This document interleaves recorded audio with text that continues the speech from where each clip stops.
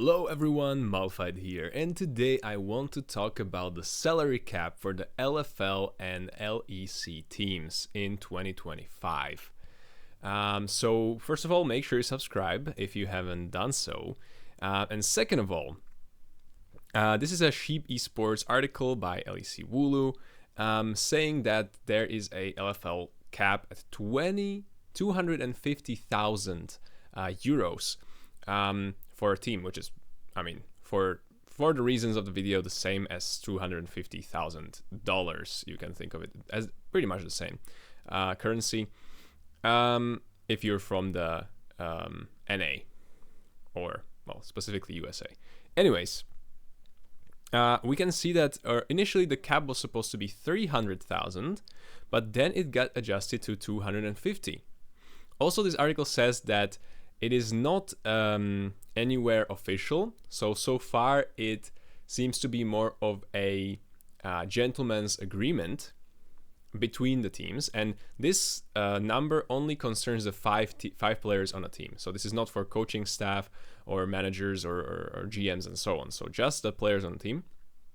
And so it's not official, but so far all teams in the LFL seem to be adhering this agreement. And today I want to talk about why I think that salary cap actually makes the league better, although it's counterintuitive, and what it actually does. So we can see that salary cap has led to most LFL players' salaries for 2025 falling within the range of 25,000 to 50,000. If you're from the USA, this might seem pretty low to make like between 25 to 50,000 a year, but to make like 50,000 a year is already a very, very good salary.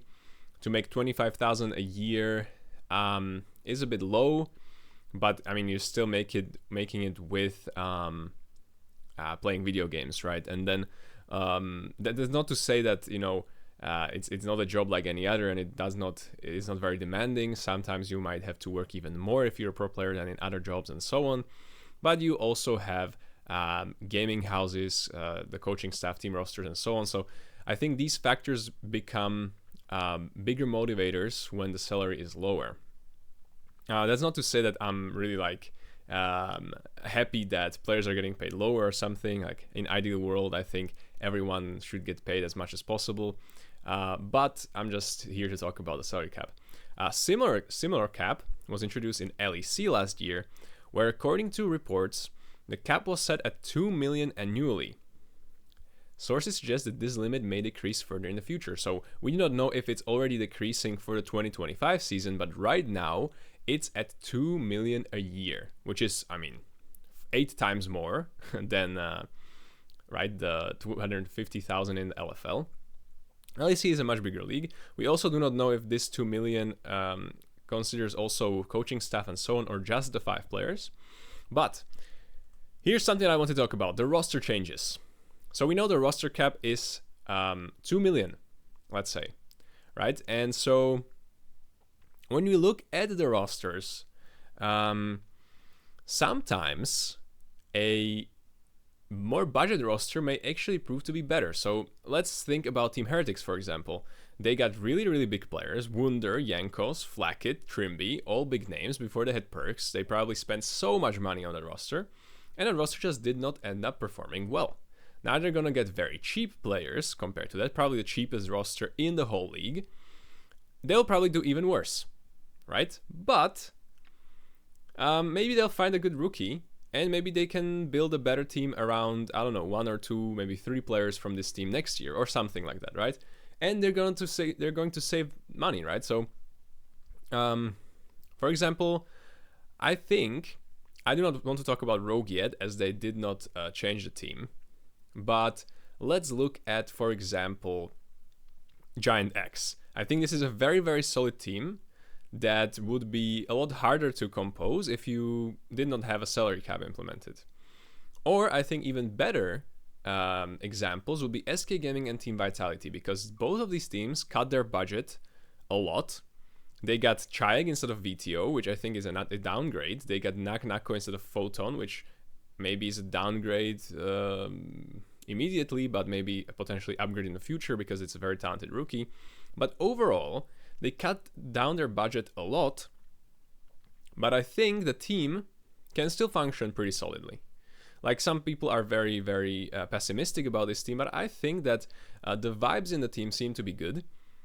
And I think Vitality was known for just bringing the biggest names on paper together and just building these super teams, and then they failed even. You know, they got like 10th place or 8th place or 6th place or something. It wasn't ever what we actually wanted from the team.